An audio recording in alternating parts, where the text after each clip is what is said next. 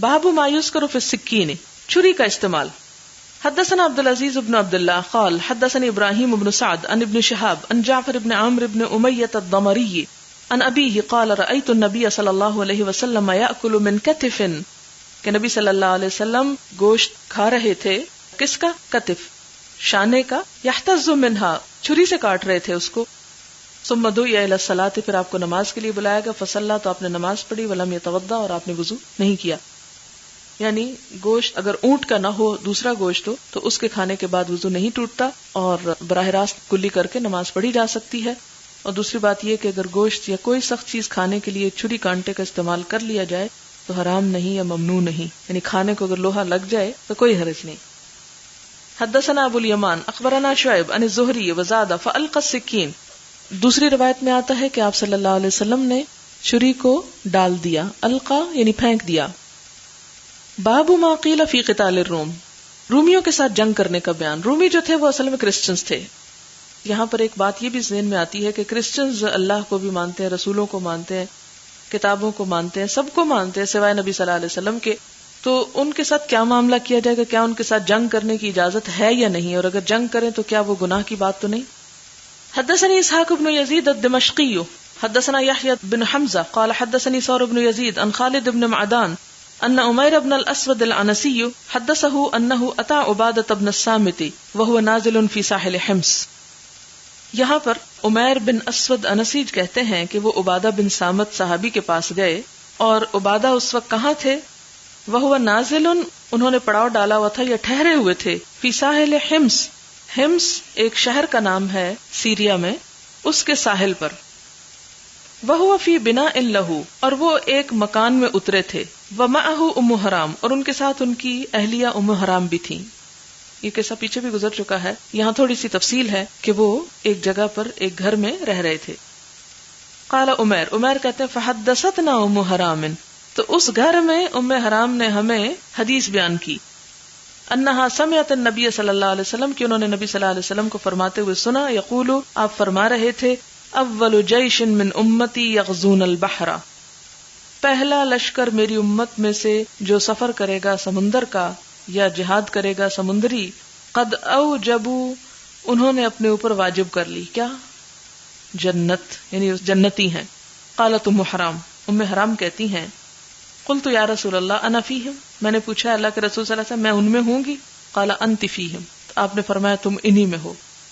ثم قال نبی صلی اللہ علیہ وسلم، پھر آپ صلی اللہ علیہ وسلم نے فرمایا اول جیش من امتی یغزون مدینۃ قیصر، پہلا لشکر میری امت کا جو قیصر کے شہر پر جہاد کرے گا، مغفور لہم، ان سب کی بھی بخشش کر دی گئی. فقلت انا فیہم یا رسول اللہ، میں نے کہا کیا میں اس میں شامل ہوں گی یا اللہ کے رسول صلی اللہ علیہ وسلم؟ قال اللہ، آپ نے فرمایا نہیں. یہ تو نہیں کہا تم اس وقت تک شہید ہو چکی ہوگی، لیکن آپ نے فرمایا کہ انتی من الاولین، جو پیچھے گزر چکی ہے روایت. یہاں یہ یاد رکھیں کہ پہلا جہاد، پہلا لشکر جو مسلمانوں کا سمندر کی طرف سفر کے لیے گیا تھا، یہ 28 ہجری میں حضرت امیر معاویہ کی قیادت میں گیا تھا، اور یہ سائپرس فتح کرنے کے لیے گیا تھا، اور اسی میں ام حرام شریک ہوئی تھی اور شہید بھی ہوئی تھی. اور دوسرا جہاد قسطنطنیہ پر ہوا تھا، اور یزید بن معاویہ اس لشکر کا سردار تھا. اور حضرت ابو ایوب انصاری، حضرت ابن عمر، ابن عباس، ابن زبیر، ان سب نے یزید کی سربراہی میں جہاد کیا تھا. حضرت ابو ایوب انصاری وہاں جا کر فوت ہو گئے تھے، اور انہوں نے خواہش کی تھی کہ مجھے زیادہ سے زیادہ اندر لے جا کر دشمن کی زمین کے دفن کر دیا جائے. اور آج بھی ان کا مزار وہاں پر ترکی میں قسطنطنیہ یعنی استنبول میں موجود ہے. اور اس سے آپ دیکھیں کہ ابتدائی دور میں اگر مسلمانوں کے درمیان اجتہادی اختلافات ہوئے آپس میں، لیکن دشمن کے مقابلے میں وہ سب ایک ہوتے تھے. وہ یہ نہیں دیکھتے تھے کہ اچھا ہمارا سربراہ اس وقت یزید کو بنایا جا رہا ہے تو ہم تو رسول اللہ صلی اللہ علیہ وسلم کے صحابی ہیں تو ہم نہیں جائیں گے. انہیں اس بات سے غرض تھی کہ ہمارے لیے اس جنگ میں شریک ہونے میں اجر ہے اور نبی صلی اللہ علیہ وسلم کی بشارت ہے، اس لیے ہم کو تو جانا ہے، تو وہ اس میں شریک ہوئے. تو اس سے کیا پتہ چلتا ہے کہ خیر کے کام کے لیے جو بھی کوئی آپ کو بلائے اس میں آپ کو تعاون کرنا چاہیے اور اس میں تعصب نہیں برتنا چاہیے. پھر اس میں آپ دیکھیں کہ آپ صلی اللہ علیہ وسلم نے مغفرت کی بھی بشارت دی ہوئی ہے. اصل میں بات یہ کہ مسلمانوں کے درمیان اگرچہ اختلاف ہوا اور یعنی بہت ظلم و ستم بھی ہوا، اور بہت سے لوگ شہید بھی ہوئے ان جنگوں میں. لیکن یوں محسوس ہوتا ہے کہ صحابہ کرام کے درمیان آپس میں اختلافات اتنے نہیں تھے جتنے ان کے فالوورز جو تھے، جو نئے نئے مسلمان ہوئے تھے، انہوں نے فتنہ و فساد بھڑکایا تھا. اور پھر آپ دیکھیں کہ بعد میں جو تاریخ بھی لکھی گئی ہے وہ بھی بہت ڈسٹارٹ کی گئی، اور اس میں بھی بہت کچھ ایسی باتیں شامل کر لی گئی کہ جس میں صرف ایک گروہ کو اتنا مطعون اور ملزم قرار دیا گیا کہ اس کی خوبیاں اور بھلائیاں بالکل چھپا کے رکھ دی گئی. شاید آپ میں سے چند ہی لوگوں کو معلوم ہو کہ یہ لشکر جو دوسرا جس کی نبی صلی اللہ علیہ وسلم نے بشارت دی تھی، یہ یزید کی سربراہی میں گیا تھا. یہ بات عام کی نہیں جاتی، بتائی نہیں جاتی. اور دوسری بات یہ ہے کہ ترکی میں حضرت ابو ایوب انصاری کے مزار کے باہر البدایہ و نہایہ کی وہ عبارت لکھی ہوئی موجود ہے جو حضرت ابو ایوب انصاری اور ان کی گفتگو کے متعلق ہے. اور یہاں ایک اور بات بھی پتہ چلتی ہے جو یہاں اس حدیث میں تو نہیں، ایک اور جگہ پر ہے. آپ صلی اللہ علیہ وسلم فرمایا تھا کہ لَتَفْتَحُنَّ الْقُسْطُنْطِنِيَّةَ، یہ بشارت بھی دی تھی کہ تم ضرور قسطنطنیہ فتح کرو گے، یعنی روم فتح کر لو گے. وَلَنِعْمَ الْأَمِيرُ أَمِيرُهَا وَلَنِعْمَ الْجَيْشُ جَيْشُهَا، تو وہ امیر بہت بہترین امیر ہوگا جس کے ہاتھ پر فتح ہوگا. یہ دونوں دفعہ فتح نہیں ہوا تھا، یعنی ان جہاد میں، وہ بعد میں فتح ہوا تھا. سلطان فاتح جو ہے اس نے 1400 اور کچھ میں فتح کیا تھا. اور وَلَنِعْمَ الْجَيْشُ جَيْشُهَا، اور جو لشکر وہ فاتح ہوگا وہ بھی بڑا بہترین لشکر ہوگا. بہرحال آپ صلی اللہ علیہ وسلم کی یہ پیشن گوئی جو تھی وہ پوری ہوئی. باب قتال الیہود، یہودیوں سے جنگ کرنا، یعنی عیسائیوں سے اور پھر یہودیوں سے. حدثنا اسحاق بن محمد الفروی حدثنا مالک عن نافع عن عبد اللہ بن عمر رضی اللہ عنہما ان رسول اللہ صلی اللہ علیہ وسلم قال، نبی صلی اللہ علیہ وسلم نے فرمایا، تقاتلون الیہود، تم یہودیوں سے جنگ کرو گے، حتی یختبئ احدہم وراء الحجر، یہاں تک کہ ان میں سے ایک پتھر کے پیچھے جا چھپے گا، فیقولو، تو پتھر بولے گا، یا عبداللہ، اے اللہ کے بندے، یعنی اے مسلمان، ھذا یہودی، یہ یہودی ہے، ورائی، میرے پیچھے چھپا ہوا ہے، فاقتلہ، اس کو قتل کرو. یہ قیامت کے قریب ہوگا اور یہ جنگ ہوگی، اور ہر پتھر حجر پکارے گا کہ میرے پیچھے یہودی چھپے ہوئے ہیں. یعنی مسلمانوں کو اللہ تعالیٰ اتنی مدد فراہم کرے گا اور اتنی زبردست فتح حاصل ہوگی کہ پھر وہ کہیں چھپ نہ سکیں گے. یہاں نہیں، ایک اور روایت میں آتا ہے الا شجرۃ الغرقد، مگر غرقد کا درخت، غرقد کا درخت کے پیچھے جو چھپ جائے گا وہ نہیں بولے گا. اسی لیے اس وقت اسرائیل میں غرقد کی بے شمار پلانٹیشن کی گئی. ایک طرف حضور صلی اللہ علیہ وسلم کو مانتے نہیں، دوسری طرف آپ کی باتوں سے خوف بھی کھاتے ہیں، ان کو سچا بھی سمجھتے ہیں اور اس کے لیے تیاری بھی کیے ہوئے ہیں. حدثنا اسحاق بن ابراہیم اخبرنا جریر عن عمارة بن القعقاع عن ابی زرعہ عن ابی ہریرہ رضی اللہ عنہ ان رسول اللہ صلی اللہ علیہ وسلم قال، لا تقوم الساعة حتى تقاتل اليهود، قیامت قائم نہ ہوگی یہاں تک کہ تم یہود سے جنگ نہ کر لو. حتى يقول الحجر وراءه اليهودي، یہاں تک کہ جس پتھر کے پیچھے یہودی ہوگا وہ پکار اٹھے گا، یا مسلم ھذا یہودی ورائی فاقتلہ، کہ اے مسلمان میرے پیچھے یہودی چھپا ہوا ہے، اسے مار. یعنی ان کا ویسے بھی فساد اور ظلم اتنا یہود کا بڑھ جائے گا کہ ان کو مارے بغیر، پھر ختم کیے بغیر چارہ نہ ہوگا. اور یہ بات بھی پتہ چلتی ہے کہ یہ جو حدیث ہے، میں اس کو پڑھ کے بعضوں کو سوچتی ہوں کہ ہو سکتا ہے کہ ایسے آلات ایجاد ہو جائیں اور مسلمان ٹیکنالوجی میں اتنے آگے چلے جائیں کہ جہاں جہاں ان کے بگز وہ لگے ہوئے ہوں، وہ وہاں سے ان کو اطلاعات فراہم کرنے لگے. کیونکہ قیامت سے پہلے ایک دفعہ پھر غلبہ اسلام کی بشارت بہرحال ہے کہ مسلمان پوری دنیا میں چھا جائیں گے. اب یہ ہے کہ ہمیں اس وقت کا انتظار کرنے کی بجائے اور اس کی امید لگانے کی بجائے اور یہ سوچنے کی بجائے کہ کاش وہ ہماری زندگی میں آ جائے، ہمیں اپنا بس حصہ ڈال دینا چاہیے. اپنی طرف سے جو کوشش اور محنت ہم کر سکیں وہ کر جائیں، کیونکہ قیامت کے دن اللہ تعالیٰ تو ہر انسان کی کوشش دیکھے گا. اگر ہماری کوشش کے بغیر پوری دنیا میں بھی غالب ہو جائے اسلام، ہمیں کچھ ثواب نہیں ملے گا. صرف تمناؤں اور آرزوؤں سے، صرف خواہشات سے کچھ نہیں حاصل ہوتا جب تک کہ انسان عملی طور پر کچھ نہ کرے، اس میں حصہ نہ ڈالے. باب قتال ترکی، ترکوں سے لڑائی کا بیان. یہ ترک سے مراد تاتار ہیں یہاں پر، اور یہ نبی صلی اللہ علیہ وسلم کے زمانے تک، خلفائے راشدین کے زمانے تک بھی کافر تھے. اور آپ کو معلوم ہے کہ ہلاکو خان بھی ترک تھا، اس نے عربوں پہ چڑھائی کر کے عباسی خاندان کا خاتمہ کیا تھا، خلافت کا. لیکن پھر یہ لوگ مسلمان ہونا شروع ہوئے، اور اسی خاندان میں سے سلطان عبد الحمید خان تھا اور بھی. اسی طرح بعض ترک جو ہیں وہ اب تک بھی کافر ہیں، بعض ان میں سے بت پرست ہیں، تاتار، روسی وغیرہ، روس کے علاقوں میں بھی یہ لوگ موجود ہیں. حدثنا ابو النعمان حدثنا جریر بن حازم قال سمعت الحسن يقول حدثنا عمرو بن تغلب قال قال النبی صلی اللہ علیہ وسلم، آپ نے فرمایا ان من اشراط الساعۃ، قیامت کی نشانیوں میں سے ہے ان تقاتلوا قوما، تم ایسی قوم سے جنگ کرو گے ینتعلون نعال الشعر، جو بالوں کی جوتیاں پہنے ہوئے ہوں گے. یعنی عربوں کے یہاں اس کا رواج نہیں تھا، یعنی ایک نشانی بتائی.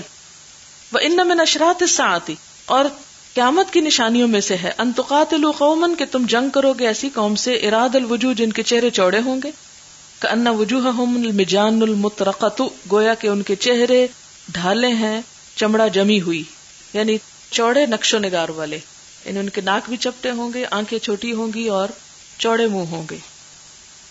حدثني سعید بن محمد حدثنا یعقوب حدثنا ابی عن صالح عن الاعرج قال قال ابو ہریرہ رضی اللہ عنہ قال رسول اللہ صلی اللہ علیہ وسلم لا تقوم الساعة حتى تقاتل الترک، یعنی ترک سے مراد وہ لوگ نہیں جو ترکی میں رہتے ہیں، یعنی یہ ایک بڑی قوم ہے.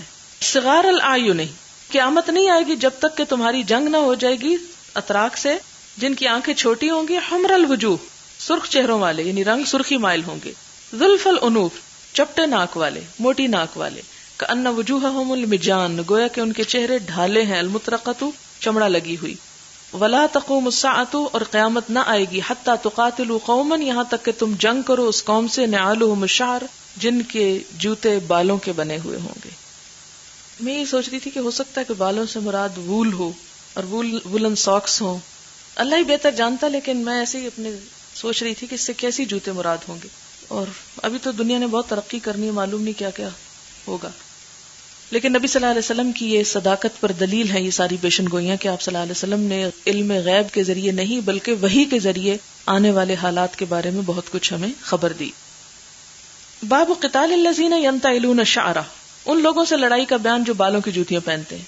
حدثنا علی بن عبداللہ حدثنا سفیان قال الزہری عن سعید بن المسیب عن ابی ہریرہ رضی اللہ عنہ عن النبی صلی اللہ علیہ وسلم قال لا تقوم الساعة حتى تقاتلوا قوما نعالهم الشعر، قیامت نہ آئے گی یہاں تک کہ تم جنگ کرو گے اس قوم سے جن کے جوتے بالوں کے ہوں گے. ولا تقوم الساعة حتى تقاتلوا قوما كأن وجوههم المجان المطرقة. قال سفیان وزاد فی ابو الزناد عن الاعرج عن ابی ہریرہ روایتا صغار الاعین ذلف الانوف كأن وجوههم المجان المطرقة. باب من صف اصحابہ عند الہزیمۃ، جس نے صف باندھی اپنے ساتھیوں کی شکست کے بعد، ونزل عن دابتہ، اور اپنے سواری سے اترا، فاستنصر، اور ان سے مدد مانگی. یعنی اگر مسلمان کبھی جنگ میں ہار جائیں یا بکھر جائیں تو دوبارہ ان کی صف بندی کرنا جو ہے وہ ضروری ہے. حدثنا عمرو بن خالد الحرانی حدثنا زہیر حدثنا ابو اسحاق قال سمعت البراء وسأله رجل اکنتم فررتم یا ابا عمارۃ یوم حنین. بار بار یہ حدیث آئی ہے کہ ابو اسحاق کہتے ہیں کہ میں نے براء سے سنا کہ ان سے ایک شخص نے پوچھا تم لوگ حنین کے دن بھاگ نکلے تھے. قال اللہ واللہ ما واللہ رسول اللہ صلی اللہ علیہ وسلم، اور ہر دفعہ یہی جواب دیتے کہ نہیں، اللہ کے رسول صلی اللہ علیہ وسلم نہیں بھاگے تھے، کیونکہ جنگ سے بھاگنا بہت ہی ایک ادنا درجے کا کام تھا، ایک ذلت اور ہزیمت کی بات تھی. ولکنہ خرج شبان و اصحابہ، لیکن یہ تھا کہ نبی صلی اللہ علیہ وسلم کے کچھ ساتھی نکل گئے تھے، یعنی وہ تتر بتر ہو گئے تھے. وخفافہم حسرا لیس بصلاح، جو اسلحے کے بغیر تھے. فاتوا قوما رماتا، تو ایسے قوم کے مقابلے پہ آئے کہ جو بڑی تیر انداز قوم تھی. جمع حوازن و بنی نصر، جو حوازن اور بنو نصر میں سے تھے. ما یکاد یسقط لهم سهم، ان کا کوئی تیر گرتا ہی نہیں تھا، یعنی خالی نہیں جاتا تھا. فرشقوہم رشقا، تو انہوں نے خوب تیر اندازی کی.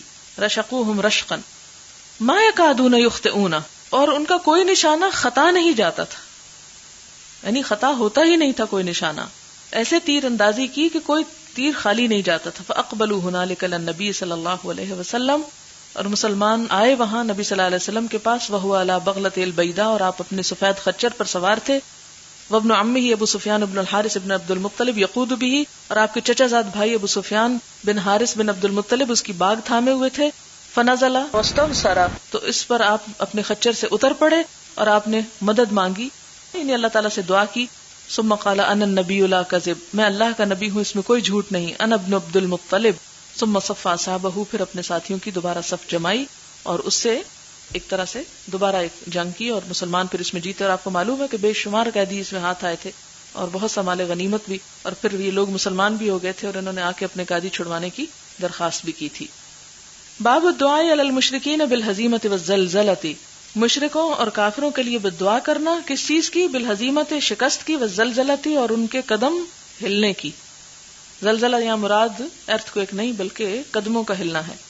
حدثنا ابراہیم ابن موسیٰ اخبرنا عیسیٰ عن ہشام عن محمد عن عبیدۃ عن علی رضی اللہ عنہ قال لما کان یوم الاحزاب قال رسول اللہ صلی اللہ علیہ وسلم، احزاب کے دن، جنگ خندق، آپ صلی اللہ علیہ وسلم نے فرمایا ملأ اللہ بیوتہم وقبورہم نارا، کہ بھر دے اللہ ان کے گھروں کو اور ان کی قبروں کو آگ سے.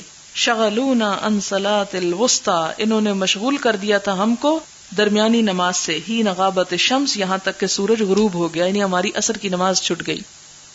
اس سے یہ پتہ چلتا ہے کہ جنگ میں اگر کوئی نماز آگے پیچھے ہو جائے اس وقت جان بچانا فرض ہے، کیونکہ وہ ایسا موقع تھا کہ اگر آپ صلی اللہ علیہ وسلم نماز پڑھنے شروع ہو جاتے تو دشمن کے حملے کا خوف تھا.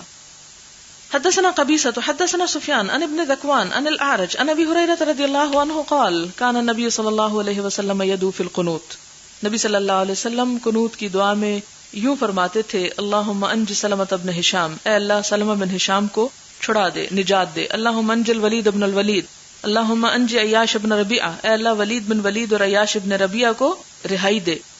اللہم انج المستضعفین من المؤمنین، اے اللہ رہائی دے کمزور مومنوں میں سے. مستضعفین قرآن میں بھی آپ پڑھ چکے ہیں نا کہ بچے اور بوڑھے وغیرہ.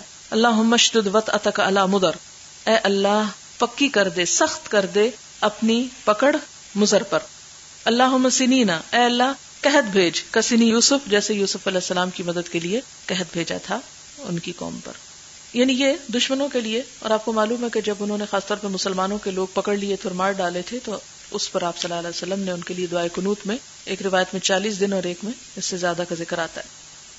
حدثنا احمد بن محمد اخبرنا عبد اللہ اخبرنا اسماعیل بن ابی خالد انه سمع عبد اللہ بن ابی اوفا رضی اللہ عنہما یقول دعا رسول اللہ صلی اللہ علیہ وسلم یوم الاحزاب علی المشرکین، جنگ خندق کے موقع پر نبی صلی اللہ علیہ وسلم نے مشرکین پر بددعا کی. فقال، تو فرمایا اللہم منزل الکتاب، اے اللہ جو کتاب کا اتارنے والا ہے، سریع الحساب، جلد حساب لینے والا ہے. اللہم اہزم الاحزاب، اے اللہ ان گروہوں کو، ان لشکروں کو شکست دے. اللہم اہزمہم، اے اللہ انہیں شکست دے. وزلزلہم، اور ان کے قدم ہلا دے. حدثنا عبداللہ بن ابی شیبۃ حدثنا جعفر بن عون حدثنا سفیان عن ابی اسحاق عن عمرو بن میمون عن عبد اللہ رضی اللہ عنہ قال کان النبی صلی اللہ علیہ وسلم یصلی فی ظل الکعبۃ، کہ نبی صلی اللہ علیہ وسلم کعبہ کے سائے میں نماز پڑھ رہے تھے. فقال ابو جہل وناس من قریش، تو ابو جہل اور قریش کے کچھ لوگوں نے کہا ونحرت جزور بناحیۃ مکہ، اور مکہ کے ایک طرف کچھ اونٹنیاں ذبح کی گئی تھیں. فارسلوا، تو انہوں نے بھیجا. فجاءوا من صلاحا، تو وہ لائے اس کی اوج. وطرحوا علیہ، اور وہ اٹھا کے نبی صلی اللہ علیہ وسلم کے اوپر ڈال دی. فجاءت فاطمہ، تو حضرت فاطمہ آئیں. فالقته عنہ، تو انہوں نے آپ صلی اللہ علیہ وسلم کی پیٹھ سے اونٹ کی اوج اور وہ گند جو تھا وہ سب اٹھا کے پھینکا.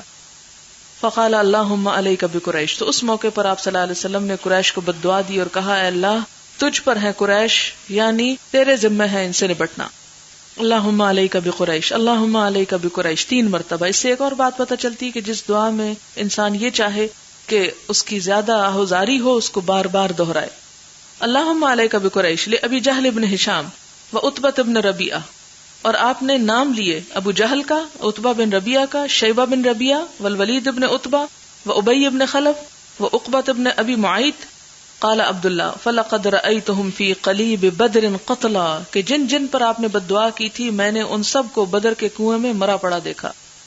قال ابو اسحاق ونسیت السابع، کہتے ہیں کہ 7ویں کو میں بھول گیا. وقال ابو عبداللہ، امام بخاری کہتے ہیں قال یوسف بن ابی اسحاق نبی اسحاق امیۃ بن خلف وقال شعبہ امیۃ او ابی، اور دوسری روایت میں کیا آیا امیہ بن خلف یا ابی بن خلف، وصحیح امیہ، اور اصل جو ہے وہ امیہ ہی ہے.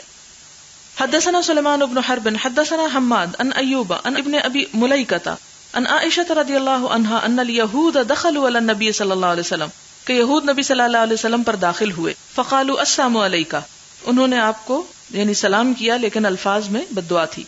لعنتہم، تو میں نے ان کو لعنت کی. فقال ما لکی، حضور صلی اللہ علیہ وسلم نے فرمایا تجھے کیا ہو گیا؟ قلت، میں نے کہا ولم تسمع، آپ نے سنا نہیں؟ ما قالوا، یہ کیا کہہ رہے ہیں؟ قال فلم تسمعی، تو آپ نے فرمایا تم نے نہیں سنا؟ ما قلت، جو میں نے کہا. وعلیکم، اور تم پر بھی ضروری نہیں کہ وہ سارے ہی الفاظ دہرائے جائیں. وعلیکم سے سارا مطلب پورا ہوتا ہے. اس سے کیا پتہ چلتا ہے کہ ایسے خبیث دشمنوں کے لیے بد دعا کی جا سکتی ہے جو اسلام کے دشمن ہو. آپ صلی اللہ علیہ وسلم نے کبھی اپنے ذاتی دشمنوں سے بدلہ نہیں لیا تھا.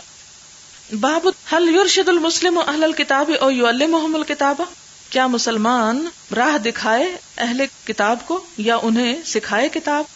یعنی مسلمان اہل کتاب کو دین کی بات کوئی بتائے یا ان کو قرآن سکھائے یا نہ سکھائے. یعنی قرآن کی تعلیم کیا صرف مسلمانوں کے لیے ہونی چاہیے یا کسی عیسائی یہودی کو بھی آپ سنا سکتے ہیں یا سکھا سکتے ہیں یا ان کو دے سکتے ہیں؟ عموماً لوگ پوچھتے ہیں نا.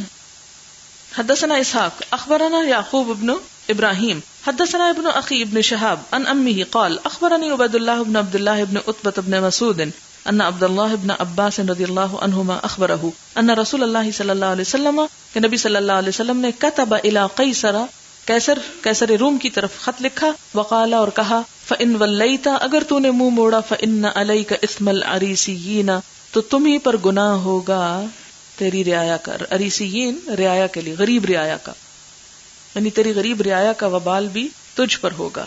تو اس سے کیا پتہ چلتا ہے کہ اہل کتاب کو قرآن کی تعلیم دی جا سکتی ہے. نبی صلی اللہ علیہ وسلم نے اس خط میں قرآن کی ایک آیت بھی لکھی تھی. اس صورت میں جائز نہیں جہاں یہ پتا ہو کہ یہ پڑھیں گے نہیں بے حرمتی کریں گے. اور سب لوگ ایسے نہیں ہوتے. عموماً لوگوں کے دل میں ہر ریلیجن کا احترام ہوتا ہے، لیکن جہاں پتا ہو کسی کی خباثت کا تو وہاں نہیں دینا چاہیے. اب تو ان کی لائبریریز میں وہ کچھ پڑا ہے تفسیریں اور قرآن پاک کے وہ نسخے جو آپ کے پاس بھی نہیں ہیں. آپ کو پتا ہے نا کہ انہوں نے جب جرمنی میں وہ انسٹیٹیوٹ قائم کیا تھا قرآن کے بارے میں اس کی اوتھینٹسٹی معلوم کرنے کے لیے اور اس کے ٹیکسٹ کو جانچنے کے لیے، تو 1933 تک 30,000 نسخے جمع کر لیے تھے انہوں نے قرآن کے. اور اب تو پریس اتنے ہو گئے کہ آپ نہ بھی دیں تو وہ خود ہی لے لیں گے، خود چھاپ لیں گے. بلکہ کہا یہ جاتا کہ پہلا چھاپا بھی انہوں نے ہی تھا. باب الدعاء للمشرکین بالہدی لیتألفہم، مشرکین کے لیے ہدایت کی دعا تاکہ ان کا دل مائل کیا جائے. اب اس میں آپ دیکھیں کہ امام بخاری کا وہی خاص انداز ہے. ایک دفعہ ایک طرح کی حدیثیں لاتے ہیں پھر اس سے بالکل اپوزٹ لے آتے ہیں. وہ کیوں لاتے ہیں؟ تاکہ یہ پتا چلے کہ ایک حکم کو جنرلائز مت کرو، ہر چیز کو اس کے کانٹیکسٹ میں رکھ کے دیکھو کہ کون سی چیز کہاں پٹا دے. آج کے دور میں ہم سب کا مشکل یہ ہے کہ جہالت عام ہے، کسی ایک حکم کو لے لیتے ہیں اور اس کو ہر چیز پہ عام کر دیتے ہیں. تو یہ بات درست نہیں ہے. دین کی صحیح روح اور صحیح فہم کے لیے ضروری ہے کہ انسان اس معاملے میں ہر نقطہ نظر اور ہر پہلو سے آگاہ ہو. مثلا اس کی چھوٹی سی مثال دیتی ہوں. نبی صلی اللہ علیہ وسلم شعر صحیح نہیں پڑھ سکتے تھے. اب اگر کوئی یہ کہے کہ جو شخص شعر صحیح نہیں پڑھ سکتا وہ قرآن کیا پڑھ سکے گا، تو یہ بات جو ہے نحوی اعتبار سے گرامیٹیکلی تو ٹھیک ہے یا استدلال کے اعتبار سے تو ٹھیک ہے، لیکن حقیقت میں درست نہیں ہے نا یہ بات. یعنی آپ کیا اس بات کو جنرلائز کر سکتے چونکہ آپ شعر نہیں پڑھ سکتے تھے اس لیے آپ قرآن بھی نہیں پڑھ سکتے؟ کیا یہ کہنا درست ہوگا؟ یہ کہنا درست نہیں ہے. اسی طرح اگر ایک شخص کو کوئی ایک کام نہیں آتا تو آپ کہیں اس کو یہ نہیں آتا تو اسے اور کیا آتا ہوگا. ہمارے یہ جملہ کتنا عام ہے کہ اگر کسی کو ایک چیز نہ آتی ہو اور باقی وہ اس فن کا پورا ماہر ہو تو ہم کہتے ہیں اگر یہ نہیں آتا اسے کچھ بھی نہیں آتا. ہم بہت ایکسٹریمسٹ لوگ ہیں، انتہا پسندی کوٹ کوٹ کے بھری ہے ہمارے اندر. اسی طرح پہلے بھی میں مثال دیا کرتی ہوں کہ مثلا آپ چاول پکانا چاہتے ہیں، خرید کر لائیں، اس میں کچھ کنکر ہیں اور باقی صاف ستھرے چاول ہیں. کنکر چن لیں. آپ یہ کہیں اس میں کنکر ہیں اس کا کیا ذائقہ ہوگا، اٹھاؤ پھینکو ان کو. نہیں. اور انسانوں کے ساتھ بھی ہم یہی معاملہ کرتے ہیں. یہ انسان اس کے اندر کوئی خیر نہیں، اس کے اندر یہ برائی ہے، اس کا مطلب یہ پورا ہی برا ہے، اس کو پھینکو اٹھا کے.